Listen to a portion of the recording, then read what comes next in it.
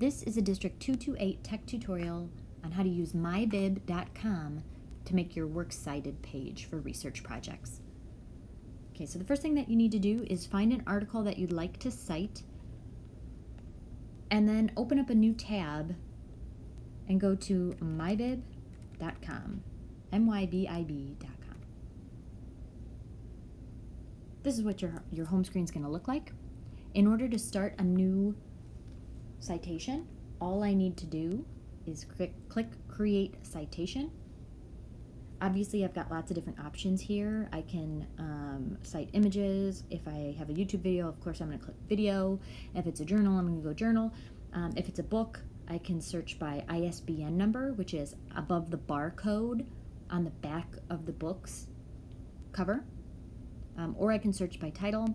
I have a website, so obviously I am going to go back. I'm going to copy my URL, the www, and then I'm going to paste it right here and search. Okay, once it pops up, I'm going to double check to make sure that this is in fact the site that I'd like.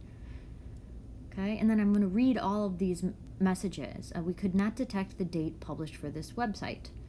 Does it have a date published? So I'm actually going to go back to the site and see, does it have a date that it was published? Yes, it does. Okay, Thursday, September 3rd. Just so happens to be the day I'm making this tutorial. So yes, it does.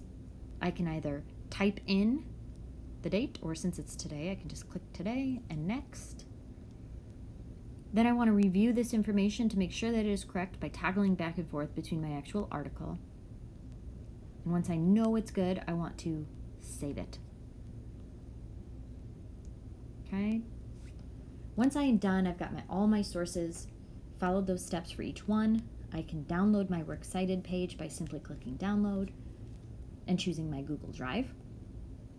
I'm already signed in. If you're not, it may ask you to sign in,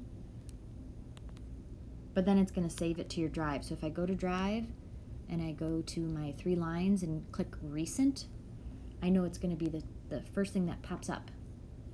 Okay, and here is my Works Cited page. I can screenshot it, I can copy and paste it into my document, or however I need to use it for class. Thank you for watching this tutorial. Please see the librarians in your building if you have any questions.